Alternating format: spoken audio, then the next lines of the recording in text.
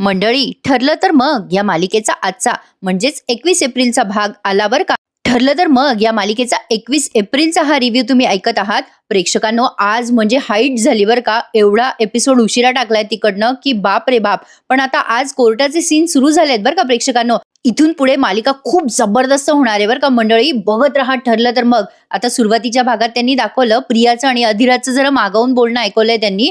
प्रिया सांगते ना अधिराजला, अरे माझं लग्न झालंय रे, माझा नवरा मारझोड वगैरे करतो. मग अधिराज तिला म्हणतो की सोडून दे त्याला, घटस्फोट घे आणि माझ्याशी लग्न कर. प्रिया त्याला म्हणते तू माझी साथ देशील अधिराज? अधिराज म्हणतो हो, का नाही देणार मी तुझी साथ. प्रिया लगेच म्हणते चालेल अधिराज, तू म्हणतोय तसंच करेल. मी लगेच घटस्फोट घेईल माझ्या नवऱ्यापासनं. पण या सगळ्यात तू माझी साथ देशील ना रे? म्हणजे खरंच तू माझ्याशी लग्न करशील ना? अधिराज म्हणतो हो, खरंच करेल. मग प्रिया म्हणते मला निघायला हवं.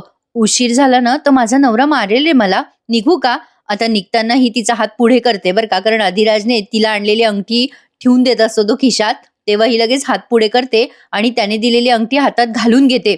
अधिराजला कळतंय की ही किती बंडल आणि डॅम्बिश पोरगी आहे. अधिराज मनात विचार करत असतो, कर कर, जेवढी नाटकं करायची तेवढी कर प्रिया. तुझी ही सगळी नाटकं रेकॉर्ड होत आहे. प्रिया अधिराजला मिठी काय मारते आणि मग त्याला म्हणते चल मी निघते हा अधिराज, उशीर होतोय रे मला. अधिराज म्हणतो चल मी येतो ना तुला सोडवायला. प्रिया म्हणते नको रे, माझ्या नवऱ्याने जर एकत्र पाहिलं आपल्याला तर, त्यामुळेच मी तुला कधी सोडवायला येऊ दिलं नाही रे. चिडेल रे माझा नवरा.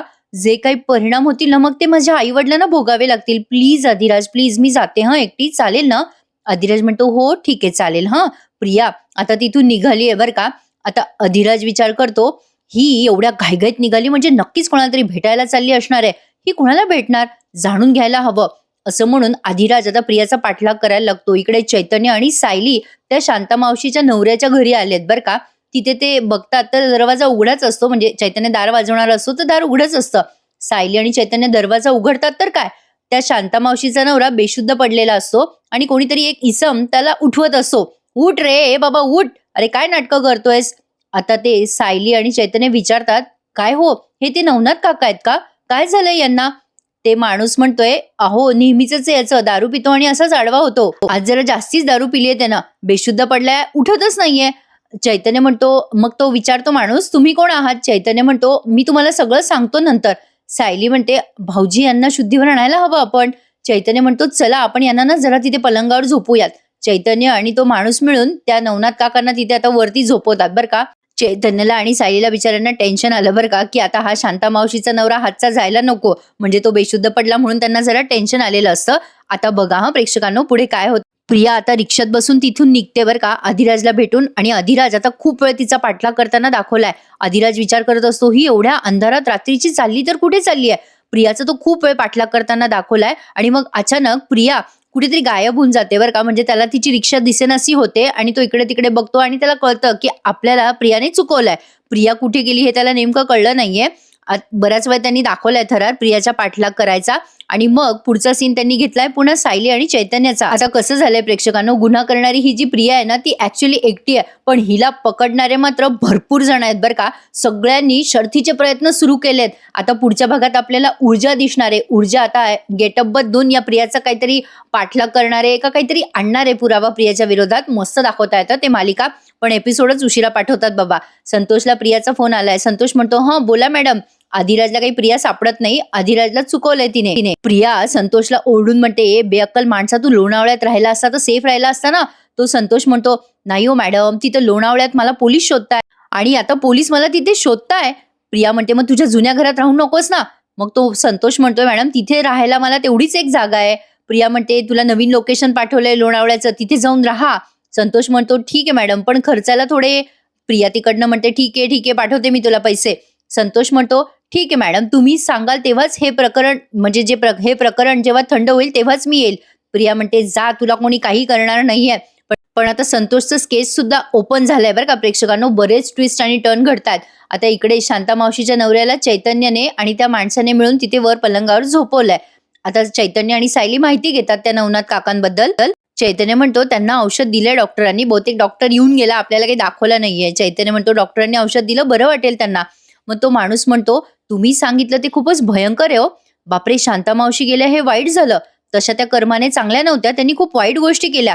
नवनाथने हे सगळं करायला लावलं त्यांना. दारू पिऊन मारायचा तो शांताला आणि पैशासाठी तिला ह्या अशा गोष्टी कराव्या लागायच्या. सायली म्हणते, दादा हे सगळं कोर्टाला कळायला हवं. सुनील दादा, तुम्ही या काकांना घेऊन येताल का कोर्टामध्ये साक्ष द्यायला? चैतन्य म्हणतो, तुम्हाला आम्ही सगळी वस्तुस्थिती समजून सांगितली आहे. तुम्ही प्लीज नवनाथ काकांना घेऊन याल का उद्या कोर्टामध्ये साक्ष द्यायला? तो माणूस म्हणतो, हो तुम्ही काळजी करू नका, मी यांना घेऊन येईल उद्या कोर्टामध्ये. मग सायली म्हणते, धन्यवाद सुनील दादा, या नक्की उद्या कोर्टात. मग आता हे निरोप घेतात त्या सुनीलचा, म्हणजे जो कोणी त्या नवनाथला सांभाळायला माणूस आहे ना त्याचा. इकडे सुभेदारांच्या घरचा सीन दाखवलाय बरं का प्रेक्षकांनो पुढे. कल्पनाताईंना प्रतिमा त्या आग्रह करत असतात, कल्पना अगं जेवून घे, असं वेडेपणा करू नकोस ग. अगं सायली गेलीये ना अर्जुनला डबा घेऊन, अर्जुन जेवला असेल ग व्यवस्थित आता, तू नको बरं उपाशी राहू बाई, चल तुझी तब्येत नको बिघडवून घेऊस ग कल्पना. मग विमल पण म्हणते, हो वहिनी बसा हो जेवायला, सगळ्यांनीच 2-2 घास खाऊन घ्या. अर्जुन जेलमध्ये असल्यामुळे कोणाचीच मनस्थिती बरोबर नाहीये. प्रतिमा आत्या खूप आग्रह करतात, बस कल्पना ऐक बरं. कल्पनाताई आता जेवायला बसतात बरं का बिचाऱ्या. आणि तेवढ्यात त्यांना आता पूर्णाजीचा फोन आलाय असं त्यांनी दाखवलंय.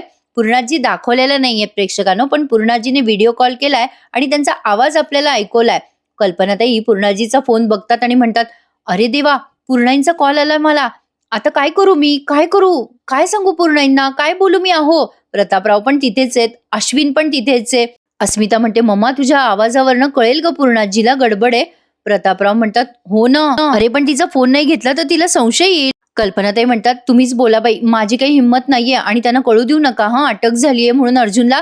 आता प्रतापराव तो व्हिडिओ कॉल रिसीव्ह करतात. अस्मिता पटकन प्रतापरावांच्या बाजूला जाऊन उभी राहते आणि असं चेहरे करतात जणू काही सगळं व्यवस्थित चालू आहे. प्रतापराव म्हणतात, बोल ग पूर्णाई, कशी आहेस तू? पूर्णाजी तिकडनं म्हणतात, काय रे प्रताप, तू कसं काय घेतलास कल्पनाचा फोन? प्रतापराव म्हणतात, अगं पूर्णाई, कल्पना ना किचन मध्ये जरा काम करते, अगं तिचे हात जरा खराब आहेत ना, अगं म्हणूनच मी फोन उचलला, ती नंतर बोलेल तुझ्याशी. तिकडनं पूर्णाजी म्हणत असतात, नंतर नाही, मला आत्ताच बोलायचंय कल्पनाशी. अस्मिता म्हणते, अगं असं काय करतेस पूर्णाजी, इतकी काय घाई आहे तुला? मग अश्विन येतो बरं का समोर आणि म्हणतो, अगं हो पूर्णाजी, तेच सर, मी मम्माला फोन करायची आठवण करून देतो हा तुला. पूर्णाजी तिकडनं म्हणतात, एवढं काय कामात आहे कल्पना, किचन मध्येच आहे ना कल्पना, जा रे अश्विन तू धर बरं तिच्या समोर फोन. आता यांच्या पुढे पर्याय शिल्लकच राहत नाही आणि कल्पनाताईंना पूर्णाजीशी बोलावंच लागतं. मग कल्पनाताई पटकन त्यांचे डोळे वगैरे पुसतात आणि अस्मिताला खुणवतात आणि इकडे मी बोलते पूर्णाजीशी.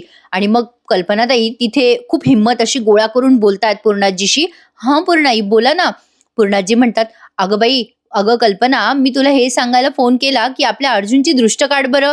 कल्पनाताई म्हणतात, का हो पूर्णाई, असं अचानक का वाटलं तुम्हाला? पूर्णाजी म्हणतात, माहित नाही ग कल्पना, मला ना अर्जुनची खूपच आठवण येते ग, मला स्वप्न पण पडलं बघ त्याचं, मी त्याला फोन केला पण तो फोनच उचलत नाहीये माझा, गेलाय कुठे अर्जुन? कल्पनाताई म्हणतात, अहो पूर्णाई, सायली अर्जुन बाहेर गेलेत कुठेतरी. मग या पूर्णाजी म्हणतात, बरं ठीक आहे, मी सायलीला फोन करते, नाही तर अर्जुनलाच करू का पुन्हा फोन एकदा, मला त्याच्याशी बोलायचंय ग. कल्पनाताई म्हणतात, अहो नाही पूर्णाई, त्या दोघांचे ना फोन इथेच आहेत, चार्जिंगला लावलेत त्यांनी फोन. मग पूर्णाजी तिकडनं म्हणतात, अगं बाई हो का, बरं जाऊ दे, नंतरच करते मग फोन, ठेवते हा कल्पना. असं म्हणून पूर्णाजीने फोन ठेवून दिलाय. खूप टेन्शन आलंय बरं काय सगळ्यांना. प्रतापराव म्हणतात, बरं झालं आत्ता काही पूर्णाईला कळलं नाहीये.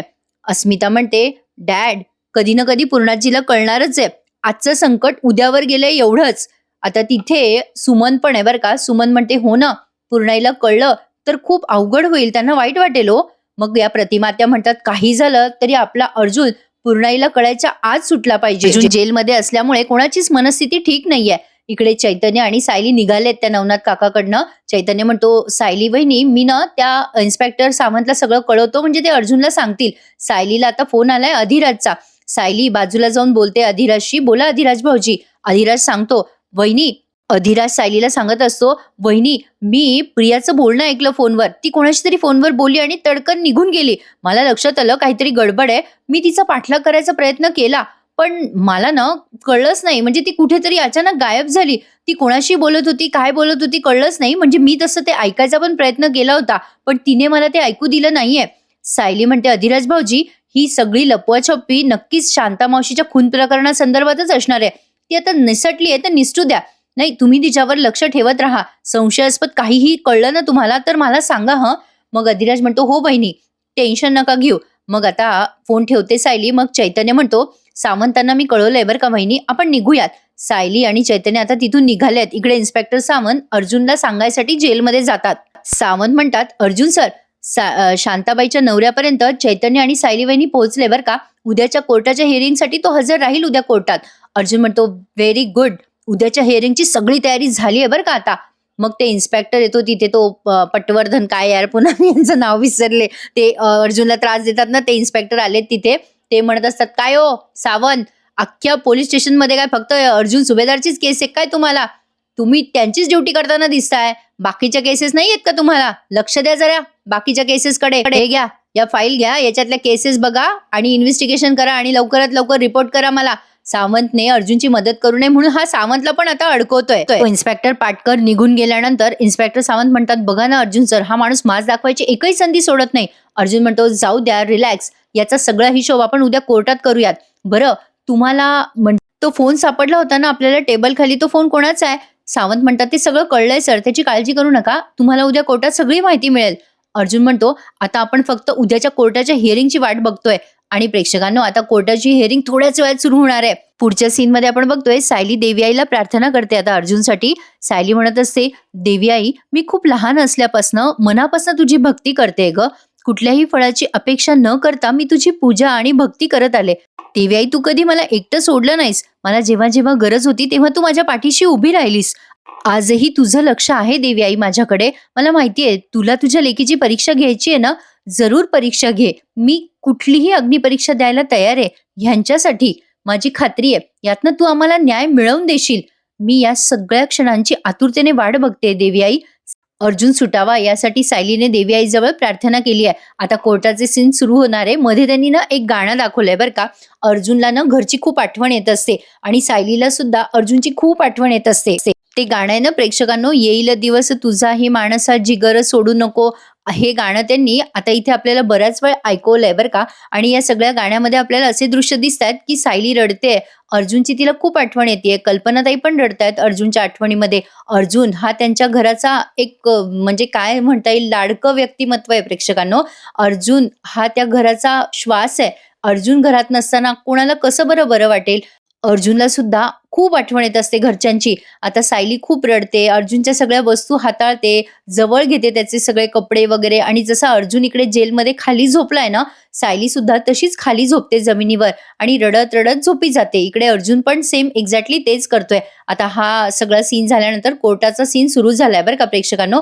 कोर्टाचा सीन सुरू झालाय, अर्जुनची हिअरिंग आहे. कल्पनाताई म्हणत असतात, मला अर्जुनला असं तिथे कोर्टात उभं राहिलेलं बघवत नाहीये ग. प्रिया पण तिथेच आहे बरं का. सायलीला बोलत असतात कल्पनाताई हे. प्रिया म्हणत असते, अर्जुन तू मला जेलमध्ये पाठवायला निघाला होतास रे, पाठवलं सुद्धा होतंस तू मला जेलमध्ये. आज तुला कळेल आरोपीच्या पिंजऱ्यात उभं राहिल्यावर काय अवस्था होते माणसाची. प्रिया जे जे पाप करते ना प्रेक्षकांनो, ते ती भरणारच आहे बरं का. आणि ती इतकी वाईट पद्धतीने पकडली जाणार आहे ना, मजा येणार आहे बरं का पुढे बघायला. बघा आजचा आता हा कोर्टाचा सीन बघा. सगळे आता म्हणजे ते जज आल्यावर सगळे उभे राहतात. जज सगळ्यांना खाली बसायला सांगतात आणि कोर्टाची कारवाईला सुरुवात करायला सांगतात. चैतन्य मग अर्जुनकडनं त्याचं स्टेटमेंट म्हणजे ओपनिंग चैतन्यने अर्जुनचं वकीलपत्र कोर्टात दाखल केलंय. आता ते जज ते वकीलपत्र वाचतात आणि अर्जुनला म्हणतात, मिस्टर अर्जुन सुभेदार, तुम्ही स्वतःची केस स्वतःच लढणार आहात का? नाही, तुम्ही जर केस हारलात तर तुमची सनद रद्द होऊ शकते. अर्जुन म्हणतो, हो येस मिलॉर्ड, मला कल्पना आहे. ते जज म्हणतात, तुम्ही परत कधी वकिली करू शकणार नाही बरं, याची कल्पना आहे ना तुम्हाला. अर्जुन आता सायलीकडे बघायला लागतो बरं का प्रेक्षकांनो. सायली आणि अर्जुन आता मनातल्या मनात बोलताना दाखवले, हे छान वाटलंय बरं का बघताना. अर्जुन म्हणत असतो, बायको माझी सनद रद्द होणार नाही याचा विश्वास आहे ना ग तुला. सायली पण लांबून असं अर्जुनकडे बघत असते आणि मनातल्या मनात म्हणत असते, हो अहो, हो अहो, माझा तुमच्यावर पूर्ण विश्वास आहे. तुमच्यासारखा हुशार वकील ही केस लढू पण शकतो आणि तुम्ही जिंकू पण शकता. माझा विश्वास आहे तुमच्यावर. सायली असं मनातल्या मनात अर्जुनशी बोलते आणि मग अर्जुन सायलीकडे बघून असं डोळे मिटवतो, म्हणजे ओके असं करतो सायलीला आणि जजला म्हणतो, हो मिलॉर्ड, मी माझी केस स्वतःच लढणार आहे आणि त्यासाठी मला परमिशन देण्यात यावी. मग ते जज म्हणतात, हो परमिशन ग्रँटेड आहे. अर्जुन म्हणतो, मिलॉर्ड, मी आरोपीच्या पिंजऱ्यात असेपर्यंत माझ्याकडनं ॲडव्होकेट चैतन्य गडकरी बोलतील. जज मग अर्जुनची ती अपील स्वीकार करतात. हरकत नाहीये असं ते सांगतात आणि मग ॲडव्होकेट निरंजन प्रभू जे सरकारी वकील आहेत ना, हे आता त्यांचं ओपनिंग स्टेटमेंट सादर करत आहेत. म्हणजे आता ते अर्जुनला खुनी सिद्ध करणार आहेत. पण डोंट वरी प्रेक्षकांनो, अर्जुन आता सुटलाय जामिनावरती, कारण तो पुढच्या प्रोमोमध्ये त्याच्या बेडरूममध्ये दाखवलाय. सो डोंट वरी, टेन्शन घेऊ नका. फक्त हा सीन एन्जॉय करा. आता ते निरंजन प्रभू अर्जुनबद्दल काय बोलतात ते बघा हां. ते म्हणतात, "मिलॉर्ड, आज आपल्या कोर्टामध्ये उभी असलेली ही केस वकिली पेशाला काळिमा फासणारी आहे. अर्जुन सुभेदार, नाही, ॲडव्होकेट अर्जुन सुभेदार मोठे यशस्वी आणि क्रिमिनल लॉयर आहेत. त्यांची ख्याती अशी आहे की ते आतापर्यंत एकही केस हरलेले नाहीयेत. पण त्यांनी या व्यवसायाला लाज आणणारं कृत्य केलेलं आहे. ॲडव्होकेट अर्जुन सुभेदार यांनी सौ शांता कदम यांचा खून केलाय आणि दुसऱ्या दिवशी ते डेड बॉडीची विल्हेवाट लावण्याकरता स्वतःच्या गाडीतून निघाले खरे, पण सिनियर इन्स्पेक्टर पाटकरांनी सुभेदारांची गाडी पकडली. म्हणजे त्या गाडीला नंबर प्लेट नव्हती म्हणून सागर पाटकर यांनी सुभेदारांची गाडी पकडली आणि फाईन मागितली. आणि तेव्हाच पाटकरांच्या नजरेतनं एक गोष्ट सुटली नाही, ते म्हणजे गाडीतून येणारं ते रक्त. ते रक्त बघता क्षणीच पाटकरांनी सुभेदारांना डिक्की उघडायला सांगितली आणि डिक्की उघडता क्षणी समोर आला तो शांता कदम यांचा मृतदेह. हे सगळं ते आता बॅकग्राऊंड सांगतात बरं का केसची. आता ते निरंजन प्रभू म्हणतात, ते निरंजन प्रभू सांगतायत की पाटकरांनी अर्जुन सुभेदारांची चौकशी करता काही गोष्टी लक्षात आल्यात आणि एक कागद त्यांनी सबमिट केलाय पुन्हा कोर्टात. आता ते सांगतायत, असं लक्षात आलंय मिलॉर्ड की खुनी अर्जुन सुभेदार हे शांता कदम यांना बऱ्याच दिवसापासून ओळखत होते. 3-4 वेळेला तर ते त्यांच्या घरी गेले होते आणि काही दिवसांपूर्वीच शांता कदम यांना अर्जुन सुभेदारांनी वेगळ्या ठिकाणी ठेवलं होतं. तेव्हा शांता कदम यांच्या घराबाहेर अतिक्रमणाच्या केसची नोटीस लागली आणि ही सगळी गोष्ट अर्जुन सुभेदारांना माहित होती. म्हणूनच अर्जुन सुभेदारांनी शांतेला घरी पाठवलं. म्हणजे या माहितीचा वापर करूनच अर्जुन सुभेदारांनी शांता कदम यांचा खून केलाय मिलॉर्ड. आता ते अर्जुनवर बरेच आरोप प्रत्यारोप करतात बरं का प्रेक्षकांनो. आजचा हा एपिसोड रिव्ह्यू ऐकत असेल तर प्लीज लाईक करायला विसरू नका. आता ते वकील पुढे म्हणतात की युअर ऑनर, वकिलाकडे आपण न्यायाच्या अपेक्षेने येतो, पण याच वकिलाने एका व्यक्तीचा जीव घेतलाय मिलॉर्ड. या ॲडव्होकेट अर्जुन सुभेदार सारख्या खुन्याला जन्मठेपेची शिक्षा व्हावी असं मी कोर्टात विनंती करतोय. आता हे निरंजन प्रभू असे बोलता क्षणीच चैतन्य उठून उभा राहतो आणि म्हणतो, ऑब्जेक्शन मिलॉर्ड. प्रियाला फार मजा येत असते बरं का प्रेक्षकांनो. अर्जुनची ही अवस्था बघून मध्ये मध्ये प्रिया अशी हसताना फ्लॅश केली आहे. चैतन्य म्हणतो, ऑब्जेक्शन मिलॉर्ड. अर्जुन सुभेदार या क्षणाला फक्त तिथे आरोपी म्हणून उभे आहेत, पण सारखं सारखं ॲडव्होकेट निरंजन प्रभू त्यांना खुनी खुनी म्हणून संबोधतायत. हे अत्यंत चुकीचं आहे. माझी कोर्टाला विनंती आहे की अर्जुन सुभेदार यांना सारखं सारखं इथे खुनी म्हणून संबोधू नये. मग आता मिलॉर्ड त्यांची म्हणजे चैतन्याची ही विनंती मान्य करतात बरं का. आता पुढे बघा काय होतं. जज आता त्या चैतन्याची विनंती स्वीकारतात आणि म्हणतात, अर्जुन सुभेदारांना सारखं सारखं खुनी संबोधू नये. जोवर त्यांच्यावरचे आरोप सिद्ध होत नाही तोपर्यंत. चैतन्य म्हणतो, थँक्यू मिलॉर्ड. आता ते पुढे जज म्हणतात, ॲडव्होकेट गडकरी तुमचं ओपनिंग स्टेटमेंट सादर करा. आता चैतन्य तिथे समोर आलाय बरं का आणि चैतन्याने सगळी बाजू मांडली आहे बरं का. छान दाखवलाय त्यांनी आजचा एपिसोड. चैतन्य म्हणत असतो, युअर ऑनर, ॲडव्होकेट निरंजन प्रभू यांनी शांता कदम यांच्या खुनाची एक बाजू अगदी व्यवस्थित कोर्टापुढे मांडली आहे की अर्जुन सुभेदारांना ते खुनी घोषित करून मोकळे झालेले आहेत. तसं नाहीये मिलॉर्ड. मी आता कोर्टाला दुसरी बाजू सांगू इच्छितो. अर्जुन सुभेदारांनी शांता कदम यांचा खून केलेलाच नाहीये. आता सगळेजण ऐकत असतात बरं का. चैतन्य सांगतो, पद्धतशीरपणे प्लॅनिंग करून अर्जुन सुभेदारांना या खुनात अडकवलं गेलेलं आहे. युअर ऑनर, अर्जुन सुभेदारांचा क्लिअर ट्रॅक तुमच्या पुढे आहे. तुम्ही बघू शकता. अर्जुन सुभेदारांनी आतापर्यंत कित्येक निर्दोष व्यक्तींना शिक्षेपासून वाचवलंय. अर्जुन सुभेदार एक प्रामाणिक वकील आहे. माझे अशील निर्दोषच आहेत. माझे अशील कधीच कोणाचा खून करू शकत नाही. हां, पण निरंजन प्रभू यांनी सांगितलेल्या काही गोष्टी खऱ्या आहेत. अर्जुन सुभेदार शांता कदम यांना ओळखत होते का? तर हो. याचं उत्तर हो असं आहे. अर्जुन सुभेदारांनी शांता कदम यांना दुसऱ्या घरात शिफ्ट व्हायला सांगितलं होतं का? तर हो. स्वतःची कागदपत्र घेण्यासाठी शांता कदम या त्यांच्या घरी जाणार होत्या हे अर्जुन सुभेदारांना माहिती होतं का? तर हो. याचं उत्तर हो असं आहे. पण याने सिद्ध होत नाहीये मिलॉर्ड की खून हा अर्जुन सुभेदारांनी केलाय. आता ते निरंजन प्रभू उभे राहतात आणि म्हणतात, ऑब्जेक्शन मिलॉर्ड. नाही, ॲडव्होकेट अर्जुन सुभेदारांच्या गाडीच्या डिक्कीतच शांता कदम यांची डेड बॉडी सापडलेली आहे आणि त्या रात्री शांता कदम त्यांच्या घरी गेल्या होत्या. त्या रात्री अर्जुन सुभेदारांनी शांता कदम यांना घरी पाठवलं होतं. त्यांचे कॉल डिटेल आमच्याकडे आहेत मिलॉर्ड. शांता कदमच्या प्रत्येक क्षणाची खबर त्या रात्री अर्जुन सुभेदार यांना मिळत होती. चैतन्य म्हणतो, हे सगळं खरंय मिलॉर्ड, पण हे सगळं अर्जुन सुभेदार शांता कदम यांच्यावरच्या रागापोटी नाही तर त्यांच्या काळजीपोटी हे सगळं सुभेदार करत होते. ते निरंजन प्रभू म्हणतात, काळजी? कसली काळजी? शांता बरोबर त्यांनी अनोळखी माणसाला मग का पाठवलं? ते स्वतः शांता कदम बरोबर का गेले नाही?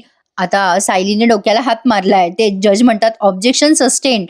पुढे बघा काय होतं प्रेक्षकांनो. निरंजन प्रभू म्हणतात, नाही, अर्जुन सुभेदार शांता कदम यासोबत गेले, त्यांच्यासोबत रात्री गेले नाही, कारण त्याच रात्री अर्जुन सुभेदारांनी शांता कदमचा काटा काढला आणि तिचा खून केलाय.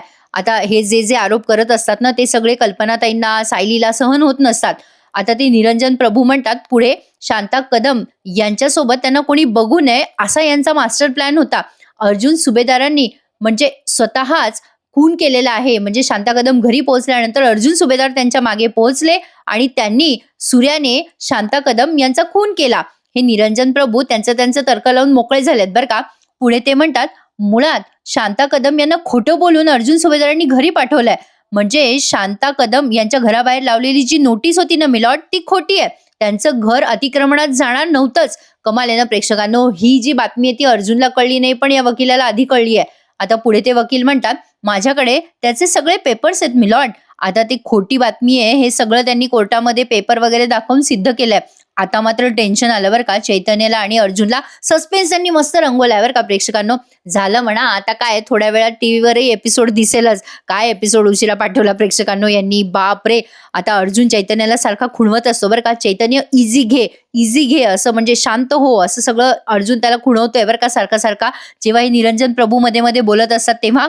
आता पुढे ते निरंजन प्रभू म्हणतात, या नोटिसेबद्दल अर्जुन सुभेदार यांना सगळ्यात आधी शांतेने कळवलं होतं आणि शांता कदम पर्यंत हे सगळं अर्जुन सुभेदारांनीच पोहोचवलेलं आहे. हेच आहेत, अर्जुन सुभेदारच आहेत ज्यांनी शांता कदम यांचा खून केलाय. त्यांनीच सापळा तयार केला मिलॉर्ड. शांतेसाठी हा सापळा होता, शांतेचा खून करण्यासाठी. आता हे आरोप करत सुटलेत अर्जुनवर आणि पुढे सांगतायत ते की शांतेच्या गुन्हेगारी बॅकग्राऊंडवर आपण नजर टाकूयात. शांता ही लहान मुलांना स्वतःच्या घरी आणायची आणि सिग्नलवर भीक मागायला लावायची. इतक्या क्रूर बाईशी सुभेदारांची ओळख होती तर कशी होती? आता प्रेक्षकांनो, अर्जुन बिचारा पेचात पडलाय बरं का. त्याला प्रियाला डायरेक्ट एक्सपोज करता येत नाहीये, पण इतकं त्यांनी एवढं सस्पेन्स ठेवायची गरज नव्हती बरं का प्रेक्षकांनो. हे प्रियाला कशाही पद्धतीने एक्सपोज करू शकले असते. हे निरंजन प्रभू आता म्हणतात, सुभेदार आणि शांता हे दोघेही कुठल्या तरी खुन्यामध्ये सोबत होते का? म्हणजे अर्जुन सुभेदार आणि शांता कदम यांचा कुठल्या गुन्ह्याशी संबंध होता का? म्हणजे कुठल्या गुन्ह्याची भागीदारी अर्जुन सुभेदारांना मिळाली नसेल का? म्हणूनच अर्जुन सुभेदारांनी त्या शांतेचा खून केला असेल, असे तर्कवितर्क ते निरंजन प्रभू लावतात बरं का. आणि मग ते पुढे म्हणतात, कदाचित हाच या खुनाचा मोटिव्ह असू शकतो मिलॉर्ड. थँक्यू मिलॉर्ड असं म्हणून आता त्यांनी त्यांचं स्टेटमेंट फायनली संपवलंय बरं का. आता खरं तर चैतन्याला पुढे बोलायचंय, पण अर्जुन त्याला बोलू देत नाहीये. सायली मनातल्या मनात विचार करते, चैतन्य भाऊजी काही बोलत का नाहीयेत? अर्जुनही आता चैतन्याकडे बघायला लागतो, पुढे काय होणार, कसं होणार. आणि आजचा हा एपिसोड इथे संपून जातो. ते जज विचारत असतात चैतन्याला, ऍडव्होकेट गडकरी तुम्हाला तुमचं स्टेटमेंट द्यायचं नाहीये का? पण चैतन्य आता काहीच बोलत नसतो. मला असं वाटलं प्रेक्षकांनो की अर्जुन त्याला खुणवतोय बरं का. आता आजचा एपिसोड पाहिल्यावर तुम्हाला कळेलच. मस्त दाखवलाय त्यांनी आजचा एपिसोड. आणि आज ते गाणं वगैरे होतं ना, त्यामुळे एपिसोड जरा शॉर्ट झालाय, पण तसा एपिसोड पूर्ण 45 मिनिटाचाच आहे बरं का मंडळी. छान दाखवलाय त्यांनी आजचा हा भाग. आता उद्याचा प्रोमो मात्र खतरनाक आहे बरं का. इकडे कोणाचं काय चाललंय तर कोणाचं काय. महिपतराव सुटायचा प्रयत्न करताय आणि आता नागराजला सांगतात की हे नागराज, मला जर तुला सोडवता नाही आलं ना तर तू इथून पळून जा. आता इथे त्या जयेशने त्या संतोषचं स्केच काढून दाखवलंय, म्हणजे काढलंय बरं का. संतोष हा त्या रात्री शांतेला मारत होता हे कळलंय आता पोलिसांना.